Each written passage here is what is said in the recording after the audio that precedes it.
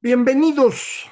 Esto es Fuera de la Caja. Yo soy Macario Esquetino y le agradezco mucho que me escuche en esta nueva emisión de Largo Aliento que continúa el tema en el que nos quedamos. La semana pasada hablábamos de los rendimientos decrecientes, es decir, de cómo eh, conforme yo voy utilizando más de un factor productivo, su aportación a la producción se hace cada vez más chiquita. No es que deje de servir, pero sirve cada vez menos. Eventualmente puede incluso costar y no aportar nada. Pero lo normal, lo más lógico, la parte que nos interesa es cómo vamos perdiendo eficiencia, digámoslo así, en el uso de ese recurso. Para evitarlo podemos incrementar todos los factores productivos, todo lo que utilizamos para producir, no nada más trabajo, sino también herramientas, espacio, etcétera. Y eso nos permite producir cada vez más. Pero si nada más incrementamos uno de esos factores, el trabajo, las herramientas, el espacio, la aportación a la producción se va haciendo cada vez más chiquita. Entonces, estos rendimientos decrecientes explican el por qué pues, cuesta tanto trabajo crecer. Dicho al revés, no hay manera de explicar el crecimiento económico si no encontramos algo que no tenga rendimientos decrecientes. Y le comentaba que eh, el factor que no tiene rendimientos decrecientes es el conocimiento. El conocimiento, si yo lo expongo aquí y usted lo toma, pues no se acaba el que yo tengo. Y el que usted toma no le quita a nadie de los demás que escuchan esto la posibilidad también de aprender algo nuevo. De forma que este conocimiento es lo que genera esos rendimientos crecientes que van a permitir el crecimiento de la economía. Si uno revisa el comportamiento histórico de las economías, acerca del cual tenemos un conocimiento medianito, hay muchísimas cosas que realmente no podemos saber, pero se ha ido mejorando mucho el manejo de estadísticas, la revisión de datos, ya le platicaba de eso en la ocasión anterior. Si revisamos esa historia, veremos que el crecimiento económico prácticamente no existe. Si alguien pues quería producir más, lo que necesitaba era más factores productivos. Y esa es la razón por la cual pues ocupaban territorios que no eran suyos, digámoslo así, y para que fueran suyos había que conquistarlos y había que tener armas y había que matar gente. Pero no había que matar a mucha gente porque si no, ¿quién trabajaba? Entonces, no nada más necesitabas la tierra nueva, sino que los que estaban ahí se quedaran trabajando, pero ahora para ti. Esto se podía lograr mediante tributos, impuestos, o también, como descubren las culturas de la segunda parte de la Edad de Bronce, pero sobre todo el periodo de la Antigüedad clásica, pues lo que es negocio es esclavizar a la gente, y entonces se ponen a esclavizar. Nosotros hoy, en el siglo XXI, creemos que la esclavitud es algo inaceptable, pero ellos creían que era algo perfectamente natural. Había quien nacía para esclavo, decía el Aristóteles. Pues es una excelente excusa para que ellos trabajen y el Aristóteles se ponga a escribir, ¿no? Pues esa es la forma como funcionaba. Eh, en este periodo en el que me estoy refiriendo, la producción de casi todo venía del campo, ya fuera lo sembrado, lo recolectado o los animales que vivían ahí. De eso provenía prácticamente todo. Y la tierra es un caso muy claro de este fenómeno que dejé pendiente la vez pasada y que hoy retomo, que es la suma cero. Le llamamos suma cero a una circunstancia en la cual distintas personas que van a tener una relación entre sí, eh, están en un punto en el que lo que uno gana es lo que pierden los demás. Creo que el ejemplo más fácil de entender es con un pastel. Si hay un pastel y hay 6 personas y uno de ellos llega y se come una rebanada, pues para los otros 5 queda menos. Lo que uno se comió lo perdieron los otros. Eso es suma cero. Y cuando uno tiene estos bienes finitos, en donde hay una gran cantidad de personas que quiere consumir de ese bien, pues esta suma cero se vuelve algo importante. Dado que la producción en esos tiempos que le comento depende esencialmente de la tierra y la tierra es un bien finito, pues entonces hay un fenómeno de suma cero. Si el imperio romano quiere crecer y quiere ser más rico, pues tiene que ocupar los terrenos que están ocupando otros. Tiene, por ejemplo, que ir a conquistar Egipto y va y conquista Egipto. Y el resultado es que el imperio romano se hace un poco más rico, pero lo hace a costa de que los egipcios se hacen un poco más pobres, les extrae recursos. Este fenómeno de suma cero entonces impide el crecimiento. ¿Cuándo logramos tener un crecimiento económico relevante? Pues cuando encontramos cómo utilizar el conocimiento para ampliar nuestras posibilidades. Eh, Creo que el punto importante del cambio ocurre en el siglo XVI, donde los europeos logran dominar la navegación en alta mar y esto les permite conexiones comerciales con otros países. Y estas conexiones comerciales sí generan riqueza, porque resulta que el único momento en el que se genera riqueza es en el intercambio comercial, quiero decir. Cuando usted compra algo, está comprando algo que para usted vale más que el dinero que paga por él. Si no, no lo compraría. Si usted cree que un jitomate para usted vale 5 pesos y cuando llega a comprarlo vale 8, pues dice, no quiero el jitomate. Pero si se lo encuentra a 4, dice, sí quiero el jitomate. Y usted ganó ahí un peso. Los 5 que para usted vale el jitomate y a usted le costó nomás 4. Pero el vendedor o la vendedora, para ella el jitomate vale 3 pesos. Entonces al vendérselo a usted a 4, ella también ganó un peso. Entonces observe cómo en ese intercambio los dos, el comprador y el vendedor, ganaron. Ahí se generó riqueza.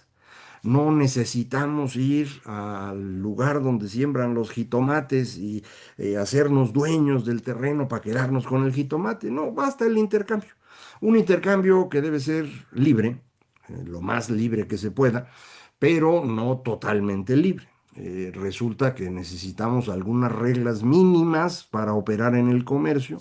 Por ejemplo, quién es dueño de qué cosa. Los derechos de propiedad son determinantes, porque si no, pues cómo intercambiamos. Y si hay una disputa con la señora de los jitomates, bueno, ¿cuál es el mecanismo para resolverlo? Esos son tipo de reglas que se necesitan obligadamente en un mercado. Y esa es la razón por la cual todo mercado requiere de un Estado detrás, de un conjunto de reglas y de aplicación de reglas que no están exactamente ahí en el mercado. Están hechas, digamos, en un nivel superior y esto es indispensable para que funcione. Eh, Siglo XVI empiezan a moverse los europeos y empiezan a comerciar y esto les permite ir generando algo de riqueza.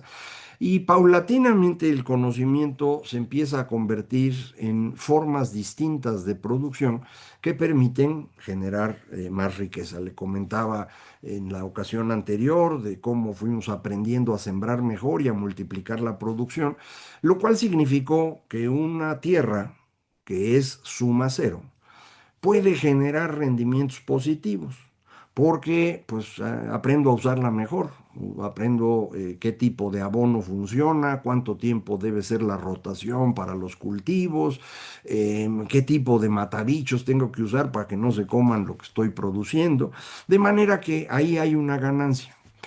Sin embargo, durante toda nuestra historia, la mayor parte de nuestra historia, los seres humanos vivimos en un contexto de suma cero. Lo que alguien tomaba, nadie más podía tomarlo. Entonces, tenemos muy metido en nuestra cabeza esta idea de que si alguien tiene más cosas, es porque seguro se las quitó a alguien que tiene menos. Pero esto no es cierto. Lo era, sin duda, durante el Imperio Romano, durante lo que llamamos Edad Media, pero empieza a dejar de serlo en el siglo XVI y sobre todo en el siglo XIX, cuando empezamos a producir de una manera más eficiente. Es decir, usando el mismo número de trabajadores, logramos darles mejores herramientas y eso permite una producción cada vez mayor. Y esto es lo que permite el crecimiento de la riqueza. Y aquí viene un fenómeno importante. La persona que sabe cómo hacer las cosas mejor va a generar riqueza para todos, pero se va a quedar con una parte de esa riqueza. El que aprende a cómo producir mejor los automóviles, ponía yo el ejemplo de Ford en la ocasión anterior, el que aprende cómo se debe producir mejor en la tierra, el caso de Norman Borlaug, el eh, genio de la Revolución Verde, que no se quedó él con la riqueza, sino que la hizo para todos, pero muchos de ellos sí se quedan con algo. Hoy esto es clarísimo en las personas que están desarrollando estas tecnologías que nos permiten que yo platique con usted de una manera, pues que esto era imposible. Hace prácticamente 10 años no podíamos hacer esto. Ahora ya lo hacemos y esto pues, nos hace más ricos a todos. Eh, este fenómeno de poder producir más permite eliminar esta suma cero. No, no tiene usted que quitar a todos para poderme escuchar a mí. Eh, Pueden ser 30 o 40,000 personas las que vean este video. Y a unos les gusta y a otros no les gusta y lo que usted quiera, pero lo importante es que ahí está. Esto nos permite, insisto, romper esos límites de suma cero. Pero hay algunas cosas que sí son suma cero, insisto, la tierra. Y el caso más importante que hoy tenemos en términos de este fenómeno de suma cero en la tierra tiene que ver con la vivienda.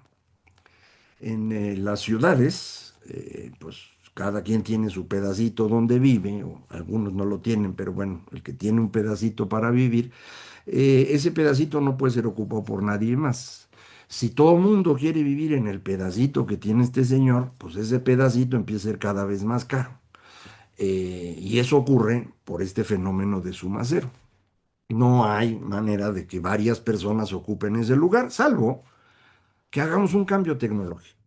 Y ese cambio tecnológico es los edificios de departamentos. Si en lugar de que viva un señor en ese pedacito de tierra, yo en ese pedacito de tierra construyo un edificio de 10 pisos, pues puedo poner ahí a 10 personas a vivir, una en cada piso, y van a vivir a todo dar.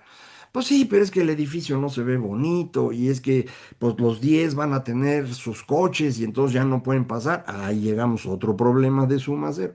El espacio que ocupan los autos, pues, lo ocupa uno, no lo pueden ocupar los demás y eso da como resultado los problemas de tráfico que usted conoce. Entonces, estos fenómenos sí existen y sí nos complican la vida. Lo importante es entender que para la gran mayoría de las cosas esta lógica de suma cero no es correcta.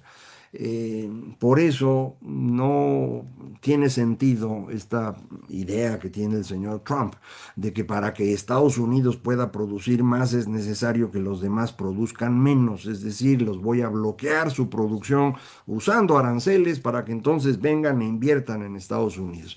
Eso no es el problema.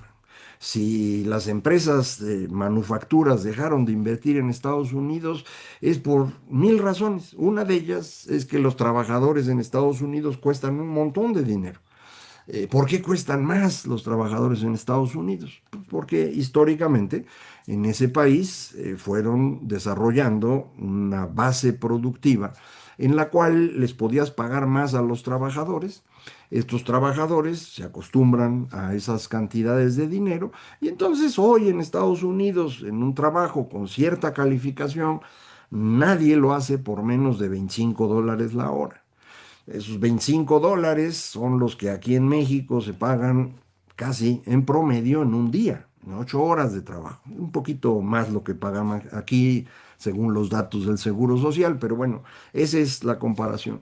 Entonces, cuando China, que no tenía ninguna manufactura realmente en los años 70, de pronto se incorpora al mercado mundial, pues mete 100, 200, 300, 400 millones de trabajadores. Y esos trabajadores que antes no ganaban nada, pues con ganar $1 son felices. Ya luego, conforme se va acabando el espacio y rendimientos decrecientes, y lo que usted quiera, quieren dos, y lo quieren tres, y lo quieren cinco. Y ahorita un trabajador en China cuesta lo mismo que un trabajador en México, más o menos. Y esto significa que la inversión que había en Estados Unidos se movió hacia México y se movió hacia China porque era más barato y permitía que ellos que producen estos autos o computadoras o lo que usted quiera, se pudieran vender de mejor manera. Para poder recuperar inversión manufacturera en Estados Unidos, necesitarías que los trabajadores estén dispuestos a trabajar por lo mismo que trabaja una persona en México, que son, pues, ¿qué les gusta? $3, $4, $5 la hora, pero allá cobran 25. Y de hecho el salario mínimo en ese país, en los estados donde lo hay, pues, anda en 12, 15, $18 la hora. Entonces, imposible. Entonces, no importa cuántos aranceles pongas, no van a venir, no se van a instalar aquí.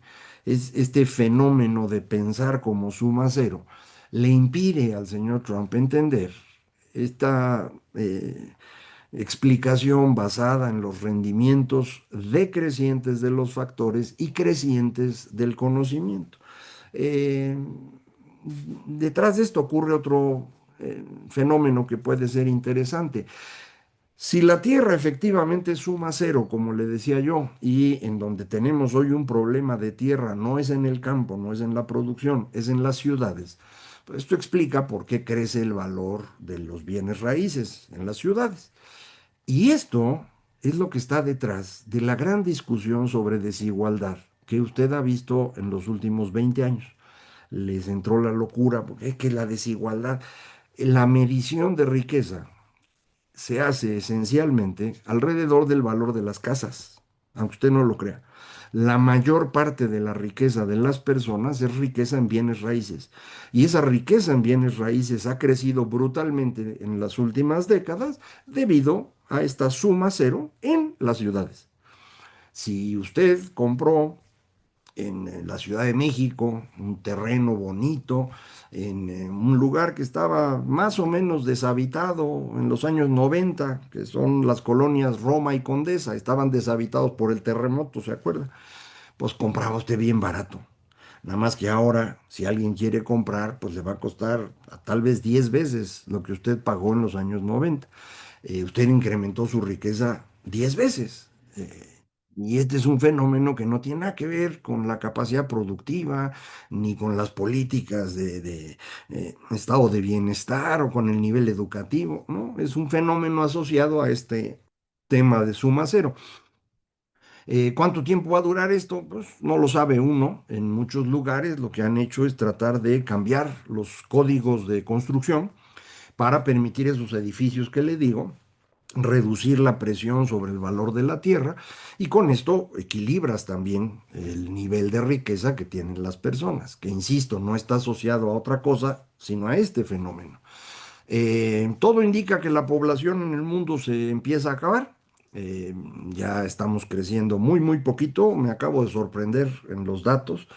Eh, el INEGI estima que el crecimiento de la población en el primer trimestre de 2025 aquí en México fue de 0,3%.